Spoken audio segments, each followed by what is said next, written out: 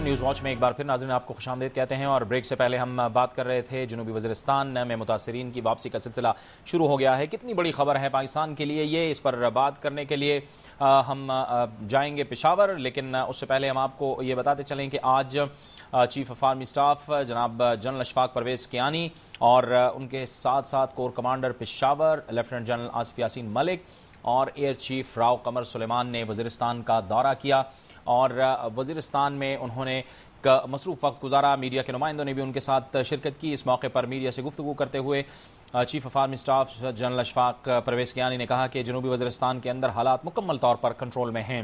اسی صورتحال پر بات کرنے کے لیے ہمیں جوائن کیا ہے پشاور سے دفاعی تجزیہ کار بریگیڈیئر ریٹائرڈ محمد سعد نے۔ بہت بہت شکریہ سعد صاحب، آپ نے ہمیں جوائن کیا۔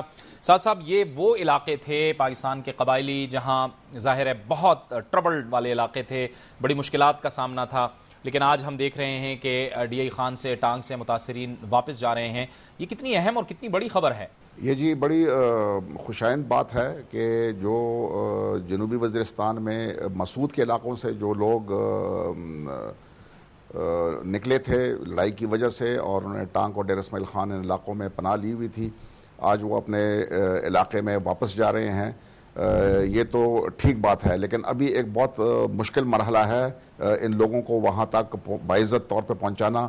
آگے سردی آ رہی ہے کہ ان کو راشن وغیرہ، رہنے کے لیے جو سامان دیا جائے گا، جو تمبو وغیرہ ہیں وہ ایسے ہوں کہ وہ جو وزیرستان میں سخت سردی پڑتی ہے اس سے وہ نبٹ سکیں۔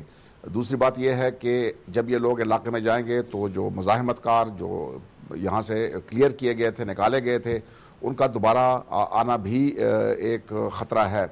تو فوج اس کو کس طرح قابو پاتی ہے، ان لوگوں کا اعتماد فوج پہ رہے گا یا نہیں رہے گا کہ اگر کوئی ان کے علاقے میں آتا ہے وہ فوج کو اس کی اطلاع دیں گے تاکہ بروقت کارروائی کر کے ان کو دوبارہ فعال بننے سے روکا جائے۔ تو میرے خیال میں یہ بات تو اچھی ہے کہ وہ جا رہے ہیں، لیکن اس کے اوپر بہت ہی یہ نازک مرحلہ ہے۔ لوگوں کا اعتماد جو ہے وہ اسی سے بحال ہوگا کہ کس طریقے سے ان کو پہنچایا جاتا ہے، ان کو وہاں پر دوبارہ رہائش کے لیے سہولیات دیے جائیں، اور کس طرح ان دہشت گردوں کو دوبارہ روکا جائے کہ وہ ان علاقوں کو دوبارہ یرغمال نہ بنائیں۔ اچھا، یہ اس میں ایک اہم بات بریگیڈیئر صاحب سول ایڈمنسٹریشن کی بھی ہوگی، یعنی سول کنٹرول۔ ظاہر ہے کہ اب آہستہ آہستہ سے سول کنٹرول میں پولیٹیکل انتظامیہ چیزوں کو سنبھالے گی۔ آپ کا کیا خیال ہے کہ اس میں کتنے اہم چیلنجز ہوں گے؟ جی، یہ جو نظام انگریز نے 20ویں صدی کے اوائل میں بنایا تھا، قبائلی علاقوں کو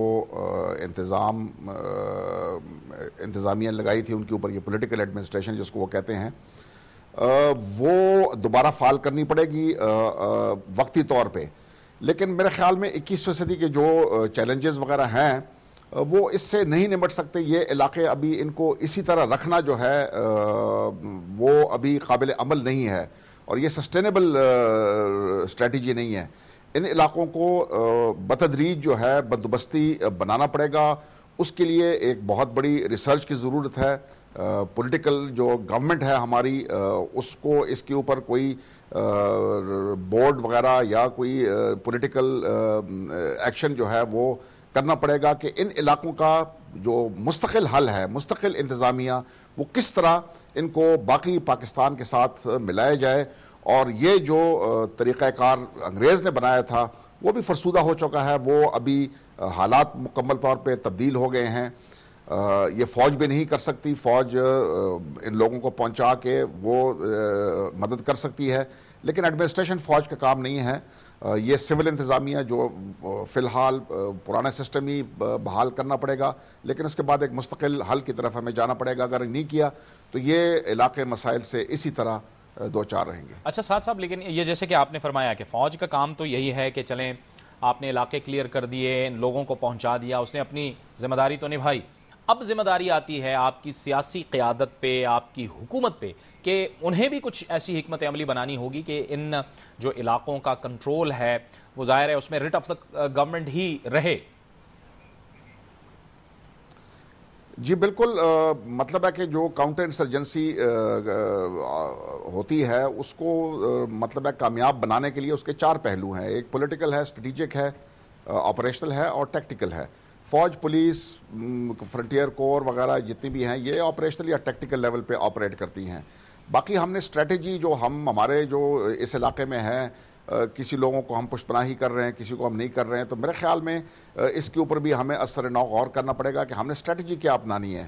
کیا ہم نے ایسے لوگوں کو استعمال کرنا ہے کہ جو ہمارے اہداف ہم نے اپنے لیے رکھے ہوئے ہیں ان کو حاصل کرنے کے لیے ہم ان لوگوں کو استعمال کریں. یہ اسٹریٹجی ہمیں نقصان زیادہ پہنچا رہی ہے بنسبت فائدے کے، اس کے اوپر غور کرنا پڑے گا. دوسرا پولیٹیکل ہے، جیسے میں نے پہلے اپنی بات چیت میں ذکر کیا کہ یہ جو ابھی حالات ہیں وہاں پر وہ اس قسم کے ہیں کہ ان کو مین سٹریم میں لانا پڑے گا. یہ پاکستانی ہیں اور ان کو ہمیں اس جو فرسودہ نظام ہے اس کے تحت ہم ان کے اوپر حکومت کر رہے ہیں. وہ بیچارہ جو ہے تعلیم سے محروم ہے، صحت سے محروم ہے، سیاسی اس کا جو عمل دخل ہے باقی پاکستان میں وہ بھی بالکل نہ ہونے کے برابر ہے. تو میرے خیال میں پولیٹیکل ریفارمز جو ہیں وہ فاٹا میں بہت ضروری ہیں اور اس کا ایک مستقل حل نکالنا پڑے گا، لیکن وہ ایسا حل ہو کہ وہ بتدریج ہو. بالکل جو سسٹم ہے اس کو درہم برہم نہیں کرنا چاہیے، آہستہ آہستہ کر کے ایک لانگ ٹرم اسٹریٹجی جو ہے وہ پولیٹیکل وہ بہت ضروری ہے تاکہ ان لوگوں کو دوبارہ جو ہے پاکستانی شہری ہونے کا حق دیا جائے اور وہ باقی پاکستان کے ساتھ شانہ بشانہ آگے چل سکے. اچھا سعد صاحب، آپ نے بڑا ایک اہم نقطہ اٹھایا ہے کہ جو پرانا نظام ہے، جو انگریزوں کا بنایا ہوا پولیٹیکل ایجنٹ کا نظام ہے، ظاہر ہے وہ بھی اس پورے پروسیس کے دوران وہ بھی کمزور ہوا. آپ کا یہ کہنا ہے کہ اس میں بھی ریفارم کرنا پڑے گا، کیونکہ ہم نے دیکھا ہے کہ قبائلی علاقوں کے اندر فنڈز آتے تھے گورنر کے پاس اور گورنر سے پولیٹیکل ایجنٹس کے بعد پھر اے پی ایز کے پاس، پھر پولیٹیکل تحصیلدار کے پاس جاتے تھے. وہ فنڈ آگے جا کے صرف اور صرف جو قبائلی مشران ہوتے تھے ان میں تقسیم ہو جاتے تھے اور وہ جو ڈیولپمنٹ ہوتی تھی وہ ہم نہیں دیکھ پاتے تھے. اب اس کی بھی ضرورت ہے کہ یہ جو پیسے آ رہے ہیں اب واقعی معنوں میں ان قبائلی علاقوں میں کام کیا جائے، اسپتال تعمیر کیے جائیں، اسکول، کالجز، پروفیشنل انسٹیٹیوٹس قائم کیے جائیں. جی بالکل، یہ بہت ہی اہم بات ہے کہ ان علاقوں کو جب تک ہم باقی ملک کے ساتھ برابر نہیں کریں گے سہولیات کے لحاظ سے، ان کو سیاسی حقوق نہ دیے جائیں جیسے پہلے ہم نے ان کے سیاسی حقوق جو ہے وہ ان کو بالکل نہیں دیے. ابھی تک پولیٹیکل پارٹیز ایکٹ جو ہے وہ ہم نے فاٹا میں اس کی اجازت نہیں دی ہے، اس لیے وہاں پر کوئی سیاسی پارٹی جو ہے وہ کام نہیں کر سکتی ہے. تو میرے نزدیک پرانا نظام جو ہے وہ فرسودہ تو ہے، لیکن فی الحال چونکہ ایک ویکیوم تو ہم نے بنانا نہیں ہے، تو اس سسٹم کو ٹھیک کر کے اس میں کچھ چیکس اینڈ بیلنسز وغیرہ ڈال کے تاکہ جو پیسہ ترقی کے لیے ہو وہ کسی غلط جیب میں نہ چلا جائے، وہ بالکل عوام کے فلاح و بہبود کے لیے استعمال ہو، ڈیولپمنٹ سکیمز کے اوپر استعمال ہو. اور اس کے بعد ہم نے جو میں نے ذکر کیا ہے کہ یہاں پر ریفارمز کی، فاٹا ریفارمز کی بہت ضروری ہے. تو اس ریفارمز کو کس طرح جو ہے وہ ایک کمیٹی بنائی جائے یا اس کے اوپر ریسرچ کی جائے کہ کس طرح اس کو فاٹا کو باقی ملک کے ساتھ بندوبستی علاقہ کس طریقے سے اس کو آگے ہم نے بڑھانا ہے. اقدام اگر ہم کریں گے تو اس سے نظام درہم برہم ہو سکتا ہے، اس سے ایک رد عمل آ سکتا ہے. ٹھیک ہے، لیکن آہستہ آہستہ کر کے ہمیں ایک نئی سسٹم بنانا پڑے گا. بہت بہت شکریہ جناب بریگیڈیئر سعد صاحب ہم سے گفتگو کر رہے تھے اور ان کا کہنا تھا کہ پولیٹیکل ریفارمز وہاں پہ لانے پڑیں گے. گزشتہ روز ہمارے پروگرام میں آپریشنل کمانڈر جنوبی وزیرستان میجر جنرل محمد نواز نے اپنی حکمت عملی بنائی تھی کہ کس طرح سے وہ متاثرین کو واپس بھیج رہے ہیں. انہوں نے کیا کہا یہ آپ کو دکھاتے ہیں. جہاں تک حکمت عملی کا تعلق ہے تو اس میں پاکستان آرمی کی طرف سے 2 ٹرانزٹ کیمپ اسٹیبلش کیے گئے ہیں جس میں پولیٹیکل ایڈمنسٹریشن بھی شامل ہے ہمارے ساتھ.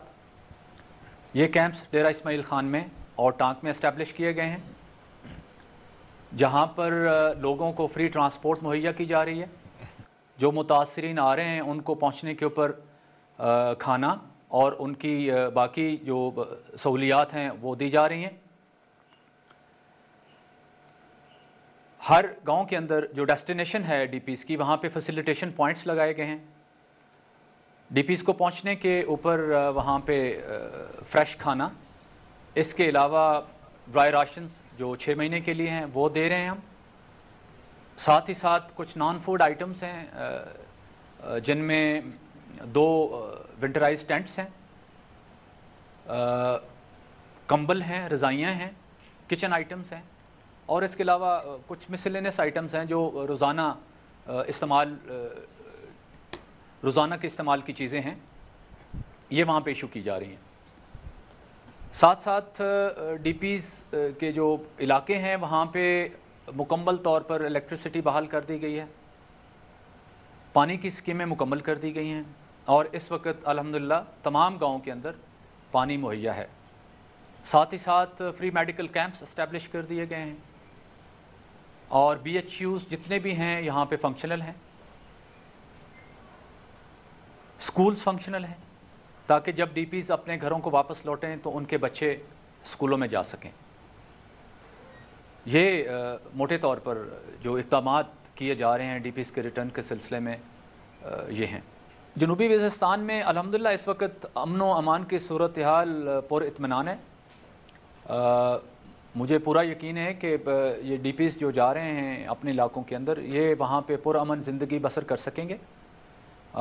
دہشت گردوں کی کمر توڑ دی گئی ہے جنوبی وزیرستان میں، اور اس وقت میں یہ پورے وثوق سے کہہ رہا ہوں کہ جو وہاں پہ فضا ہے وہ ڈی پیز کے ریٹرن کے لیے پوری۔ سیاسی قیادت کو کیا ذمہ داری ادا کرنی ہوگی ان علاقوں میں، یہ ہم پوچھیں گے افراز سیاب خان خٹک سے، لیکن ایک بریک کے بعد۔